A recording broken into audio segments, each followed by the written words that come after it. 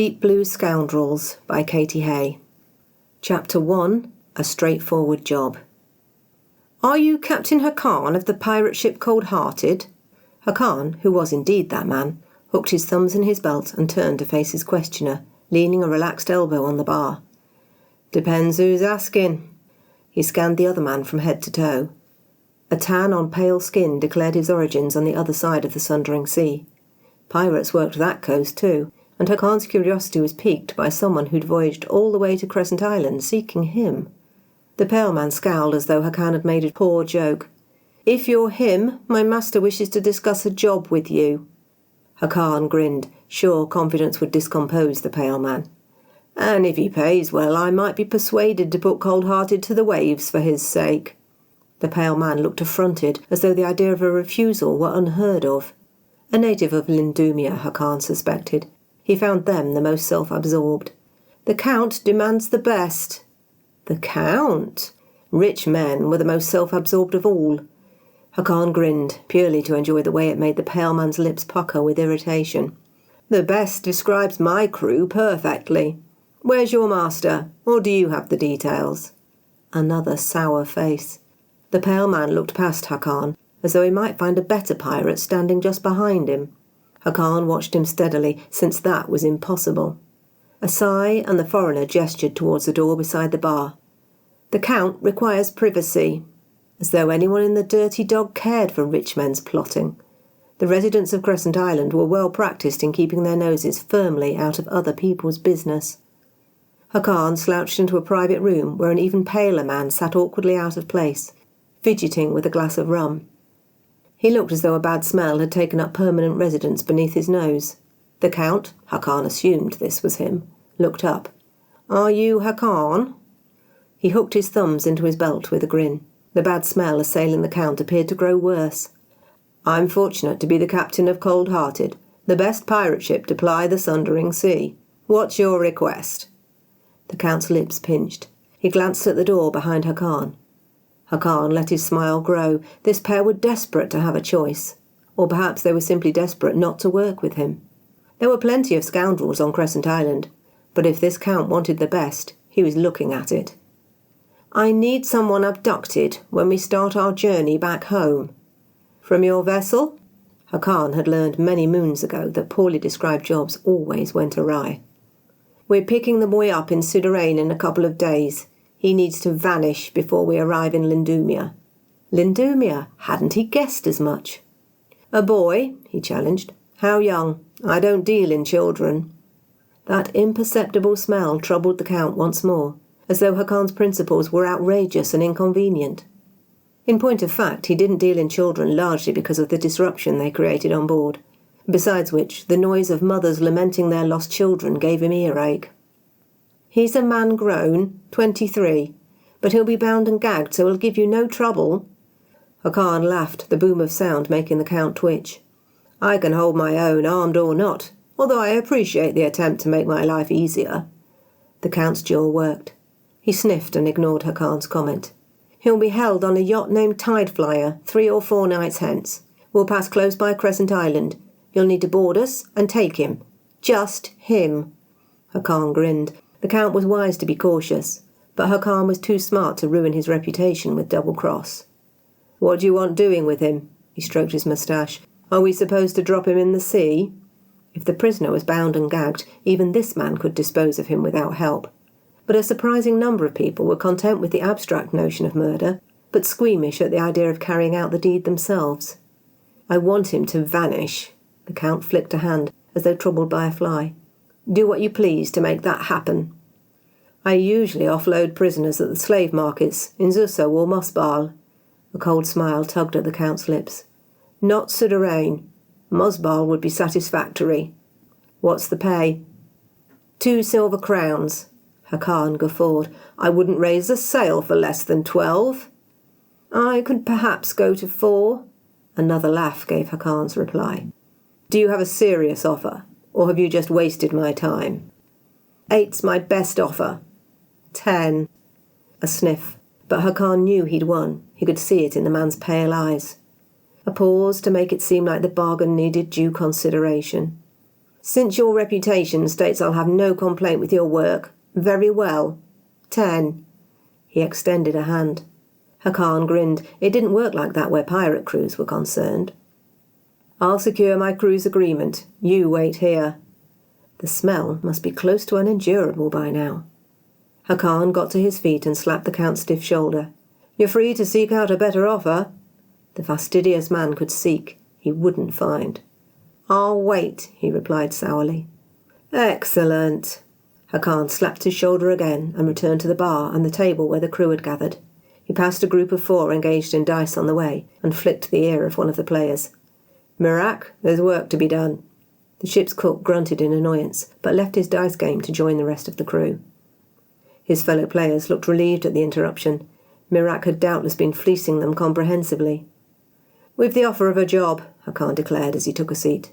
Mirak leaned against Baran and Adam since there were no more seats on offer. We need to decide if we'll take it. All faces turned to him. Lula was missing, tarrying with Mara, no doubt. Well, if his first mate missed the vote, she'd have to accept the outcome the rest of the crew agreed. What's the job? Ozo prompted. The ship's navigator voiced the question he usually heard from Lula. Board a boat and abduct a prisoner. Straightforward. They're all straightforward before they start, Baran muttered into his rum. That was the doom and gloom taken care of. If he knew his crew, next to speak would be Noor to balance the scales. You get nowhere in life being timid, Noor admonished, tilting her head back and throwing roast goncha nuts into her mouth with unerring accuracy. What are they paying? That was Faddy, Cold-Hearted's quartermaster. Hakan felt an abrupt fondness for his crew. They were as familiar to him as the shirt on his back. It was how they worked so well together. 10 silver crowns. Faddy's nostrils flared and Hakan hid another smile. The man was already dividing the spoils, if he wasn't mistaken. A crown each and 1 for the ship. 10 crowns can take us a ways, Noor pointed out, grabbing another handful of nuts. It can take us to Mosbal's slave market, since the prisoner's ours to dispose of. That'll raise a little more. Is he worth much? Faddy again. Or she, Noor prompted, continuing to chew. Hakan lifted a shoulder. He could have asked the Count for details, but where was the fun in that? If he had a bigger heart, it might pang for the young man who had no idea his fate, but he was a means to an end for the crew. Early 20s, healthy enough, since he needed to be bound and gagged. We should get a decent price. No other jobs on the horizon, Ozo, the ship's navigator, pointed that out. Where do we find our captive? Yacht will be in the waters off Crescent Island, 3 or 4 days from now. We can take our leisure here until then. Noor snickered. Lula will be happy to hear that. And I can get on with a few repairs, Adam, ship's carpenter, weighed in for the first time. We'll take the job then? Hakan looked around the group, receiving nods from everyone. If Lula objected, she was outvoted anyway. But as Noor said, she was unlikely to balk at the chance to stay longer on the island. Excellent, he got to his feet. Job's as good as done. Baran glared. Now you've jinxed us. Hakan grinned and cuffed his shoulder. Ah, Baran, you say that about all our jobs. He laughed, but his expression didn't change. And I'm right half the time. Hakan hooked his thumbs in his belt. Which means you're wrong half the time. Just you watch, it'll all be plain sailing. He winked. One of these days the job will go exactly to plan. Why not this one? Noor laughed and saluted him with her rum. Baran scoffed, although he was smiling. Ozo, Adam and Faddy got their heads together to discuss details, while Mirak returned to his game. Hakan went to give the po-faced Count the good news, and arranged for payment to be lodged with an intermediary. Baran might grumble, but this was as close as they ever got to a perfect job. Easy money. He'd see. Chapter 2. Sharks and Minnows. If you don't want me as I am, then you don't get me at all. The dirty dog's door was double-hinged. Hakan saw the pain it caused Lula not to be able to slam it as she strode out. He fell into step beside his first mate. We have some wriggle room, if you need to stay an hour to sort out your business. Lula shot him a glare. My business is done. Mara can go to hell. A wiser man than he would probably hold his tongue, but Hakan was enjoying seeing his stoic first mate upset more than he'd ever admit. It wasn't as though she wouldn't reply in kind if the situation were reversed. And there was me hearing wedding cheers, he mused. Lula provided another cutting glare. Be thankful I've spared you buying a new outfit. He grinned. "Ah, Lou, I'd go to any expense for you. You know that." The look she gave him was withering, but he only laughed. They reached the dock and Cold-Hearted, where the rest of the crew was readying for departure. Merrick looked up with a grin. "You pried her away from Mara then, Cap. I thought we'd have to send in Adam with a chisel." "Thank you for that mental picture," the ship's carpenter muttered. "No prying required," Lula snapped. She strode on board. "If we're ready, Faddy, cast off our lines. Let's go make some money." Faddy took one look and got to work. Marek whistled through his teeth. "Oh dear, it's all not well in paradise." "I don't remember inviting you to speculate on my business," she snapped, in tones that would make the bitter ocean evaporate in shame. Marek whistled again, and Hakan could only imagine how long the voyage would seem with the crew at odds. "Marek, join me and Baran below decks. I have a job for the pair of you." "Aye, aye, Captain." He was chuckling as he went. Hakan clapped a hand on his shoulder and hustled him down into the hold. Hakan's thoughts spun with calculation as he talked through plans with his crew members. Trust didn't come easily to a pirate, and when his client was a Lindumian noble, Hakan knew to be prepared for all eventualities. There was a 50-50 chance the Count would try to double-cross them. It was down to him to make sure any attempt didn't succeed. Darkness had fallen, the sky spangled with stars and a waning half-moon, when the flashing signal of their target vessel came into sight. "They're eager," Faddy observed. "Aren't they? Oftentimes you couldn't slip a knife's blade between eager and desperate." Hakan surveyed the scene carefully, then handed the spyglass to Lula. "This patch of water seems a mite crowded, don't you think?" Lula lifted the glass, searching beyond the Lindumian yacht to where Hakan directed. A second set of pale sails were just visible, a handful of leagues away, heading in their direction. "Do we change the plan?" Faddy asked. "Small amendments only." Hakan turned. "Baran, new instructions for you." That only took a few moments to arrange, after which there was nothing to do but wait, while wind and waves brought them close enough to board the Lindumian yacht. A heartbeat later, he realized Baran had drawn Lula aside. He frowned. They all needed to be at the top of their game tonight. If he thought it was clever to... He took a single step towards the pair and halted. Still holding Lula's wrist, Baran pressed a kiss to her cheek. Lula allowed the caress, which was as close as she ever came to a hug. Lips twitching, she checked Baran's shoulder with her own. Baran nudged her in reply and let go, allowing her to step to Hakan's side, where she belonged. "All good?" he murmured. "All good, Cap." She met his gaze levelly. "Let's go and give these Lindumians hell." "We'll give them exactly what they paid for," he replied. Lula's lips twitched again, so she was definitely over her heartbreak, or had set it aside. "You're no fun, Cap." He grinned. "You have the laughs covered so well, Lou. There's nothing left for me to do." She laughed at that, a brief, harsh bark. Hakan took it as a good omen. A straightforward job. They were due one of those. The flap of a luffing sail sounded loud in the otherwise silent darkness. They slowed, drawing closer and closer to Tide Flyer. Adam and Ozzo stood by with the grappling ropes, eyes on their target. Everyone was ready, weapons strapped to belts, a buzz of energy keeping them focused on what lay ahead. "In and out," Hakan stated, low and firm. "We get this job done before we gain company." "Aye, aye, Captain." Soft agreement rang around him. Waves rocked them gently as they slowed, until Cold-Hearted and Tide Flyer wallowed a scant few yards apart. Hakan cast a glance at Faddy, who'd be staying behind with Baran, Mirak and Noor. Faddy nodded reassurance and Hakan gave the order. "Now!" Grappling hooks flew through the air, linking the two vessels. They scrambled on board a strangely silent boat. Silent, but not deserted. 3 men waited on deck. Not a single one was bound and gagged, while the pale man in the middle held a sword whose blade gleamed in the illumination provided by the lantern held by the darker man on the right.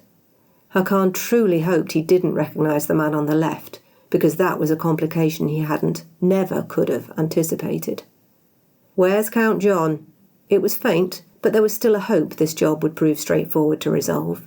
The Lindumian swordsman looked as though he were trying to swallow a lemon. "He's indisposed." Hakan clicked his teeth. Baran would be unbearable if he was proved right. "We made an agreement." He inspected the Lindumian whilst remaining out of sword range. The young man looked to be in his early 20s. Are you supposed to be the target?" "I truly hope not," he snapped. Hakan laughed, because it was that or cry. "I should have known better than to deal with an Endymion. He promised me a young man bound and gagged, and instead I'm greeted by a full-grown swordsman." The man on the left stepped forward, lifting a lantern to shed light over his face and his entirely shaven head. Gods be cursed, Hakan knew exactly who that was. "I'm Emir Talal of Sundering, and I command you to leave this vessel. Go now and we won't pursue you." Murmurs broke out from the crew behind him. Hakan shifted, holding on to his smile. He knew the Emir's reputation, but if the prince thought he'd turn tail and run, he didn't know Hakan's. "You cast a net for minnows, but you've caught a shark," Emir Talal continued. "Now's the time to cut your lines and retreat before matters get messy." Hakan hooked his thumbs into his belt. Confidence was half the battle. "We're in my world now, Emir, not yours. The Sultan commands nothing on the seas. Coming across a shark in these waters doesn't scare me, and I've a reputation to uphold." He indicated the crew flanking him. "How can I lead my crew if I run at the first sign of difficulty?" The Emir gave no reply, which gave Hakan chance to steer matters in the direction he wanted. "But I'm not a foolish man. Do you have something to make it worth my while to forget the bounty I was promised?" The pale man, given the company he was in, Hakan thought that it must be Kit, the man everyone in Sundering was calling the Emir's soulmate. He snarled, "Slavery is forbidden by adventurer law." "On land, perhaps, but we're a ways from solid ground. And I don't want to make you a slave. I simply seek compensation for my efforts which are now come to naught." "If you report to the palace in Jor Muhait, I'll ensure you're compensated," Emir Talal promised. "Dry land? I think I'll decline. Take the boy and go!" He broke off when a new voice rang out. Everyone turned. The Count looked afflicted by seasickness, or something worse. Leaning in the doorway to the stateroom, he clutched his sword uncertainly in one hand, while the other gripped the doorframe as though he feared to fall over. "Take them all!" Count John stepped forward with a drunken lurch. "All?" If only the man meant it. "Your ship and its crew, in place of the bargain you described very poorly? I accept." "No!" Count John staggered another step, rage twisting his pale features. "Take the boy, and his lover too." Hakan laughed aloud. "He's not a boy, and his lover is the Emir of Sundering. That property's a mite too hot for me to handle." Count John sneered. "I was told you were fearless." He laughed again. "Fearless, yes, not stupid, and certainly not suicidal. Your boat and crew in place of the soulmate, that's agreed." "That's not agreed," Count John spluttered. Hakan was tired of the man's voice, and his attempts to bargain when he had nothing to bargain with. At a gesture, Ozzo and Adam stepped around him. With an ease that was shaming for a man who called himself a warrior, they liberated the Count's sword and tied his hands, forcing him to his knees. "Shall I take you too?" Hakan demanded. "Or do you value your liberty?" "You wouldn't dare," the Count spat. "But I'm fearless." He leaned forward and Count John paled. "In challenging me, you've given me something to prove. I could gut you, push you into the sea and take everything you have." "Leave him," Talal called.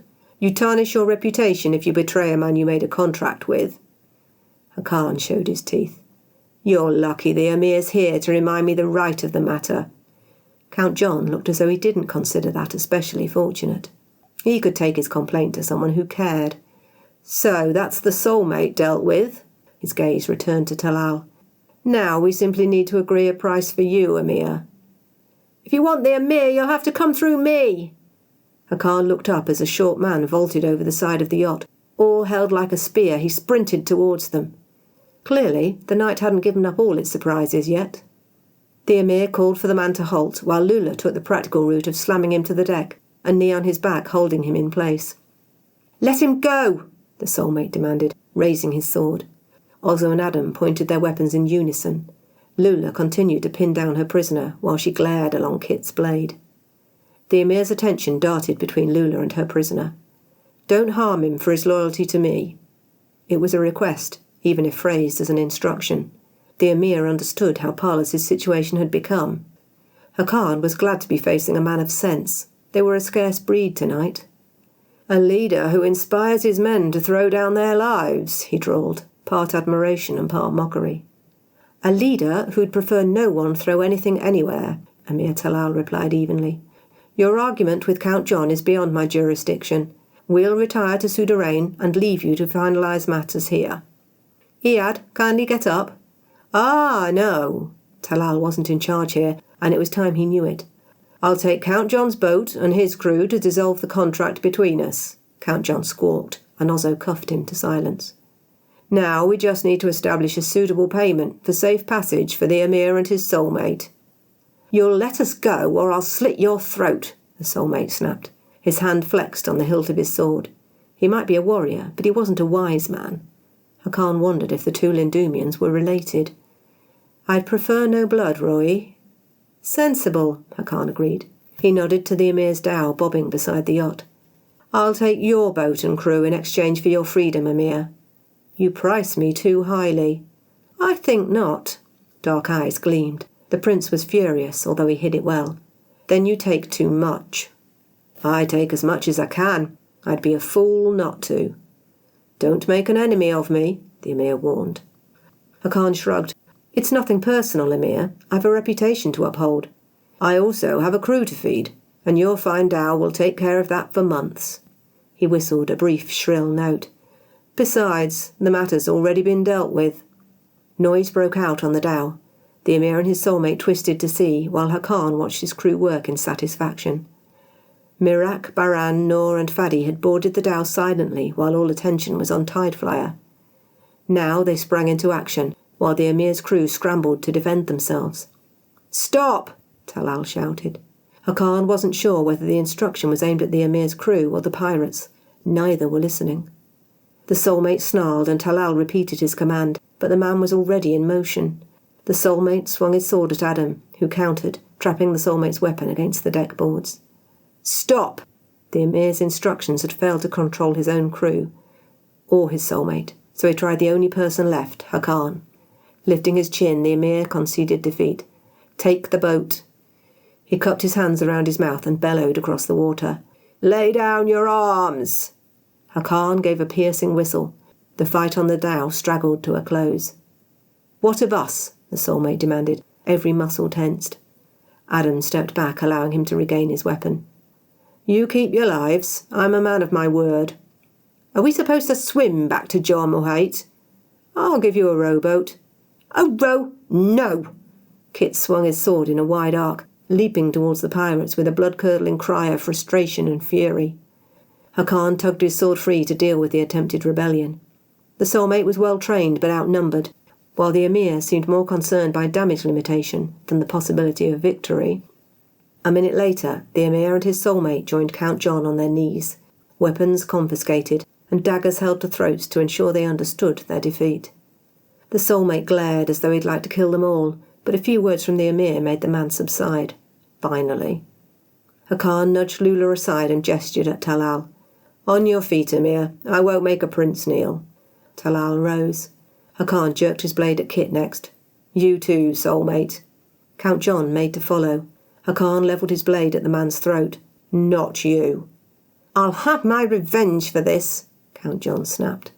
"You're welcome to try," Hakan replied. He turned to the Emir and the soulmate. "It's been a fine evening, gentlemen, but I have places to be." He faced Talal. "I'll take your boat and crew in payment for your liberty." He swung to Count John. "And I'll take yours in compensation for frustrating our contract." "No!" Count John almost shouted his protest. "You could still take the boy." Lula added her blade to the one an inch from his throat, and the Count fell silent, glaring as though the collapse of his plans were Hakan's fault. "I'll leave you your rowboat," he told Talal. "You're making a grave error," the Emir replied. "I've made worse and survived. I'll take my chances." He gestured, and the three men were guided to the side of the yacht while the rowboat was lowered to the waves. The Emir and his soulmate clambered into the boat. Ozzo threw down a compass, and Adam added a water skin, full since they wanted them to survive the trip. Count John held out his hands, silently demanding his bindings be removed. Hakan shoved him overboard instead. Maybe next time he'd think twice before trying to double-cross a pirate crew. "You must release my crew, or I'll have to come after you," Amir Talal called up, while a drenched count scrambled into the rowboat with the elegance of a gasping cod. Hakan leaned over the deck rail and shrugged. "The boat's too small. It'll sink if you all try to fit in. I'm doing you a favour, really." "Let Camille go," the soulmate pleaded, indicating the man who'd stood beside him, the lantern-bearer. "I can't make exceptions," he grinned, then offered, largely because he knew it would infuriate the Lindumian, "You're welcome to buy him back from Mosbal's slave market. Full moon." With a slice of his dagger, he severed the rope holding the rowboat to the hull. Negotiations were at an end. Victory was theirs, by the skin of their teeth. "We lost Baran." Fadi delivered the worst news first. Hakan's jaw tightened. He glanced over to the Emir's dhow. Marek was folding a sail around Baran's body, creating his shroud. He swallowed, wishing the man might stand back up and suck his teeth, while he complained about being right that the Lindumians were planning a double cross. The Emir's crew lost too. Perhaps that should be compensation, but right now it just felt like more wretched waste. The rest are sound, nothing more serious than cuts and bruises. They'll fetch a good price. Good. Find shrouds for the Emir's men. We'll bury the 3 once they're prepared. Fadi nodded and went to ensure Hakan's orders were fulfilled. He'd make an excellent first mate to Adam's captain while the crew had to be split. Lula and Noor would take jubilation, while he'd try his hand at a Lindumian yacht, the first time they'd gained such a prize. "The dhow's yours, Lula," Hakan said. Lula startled. Her hand dropped from her wrist and she focused on him. "Aye, Captain. You plan to go to Mosbal? Zuso's closer." "Mosbal," he confirmed. They were bold, not stupid. "We'll avoid Suderanian waters while the sting of defeat is fresh for the Emir." Another tight nod. She strode to the grappling ropes holding the vessels together. "Oh, and Lula?" She turned, stern-faced. "You'll say a few words for Baran?" A tight nod. "Aye, Captain. I'll give him a good send-off."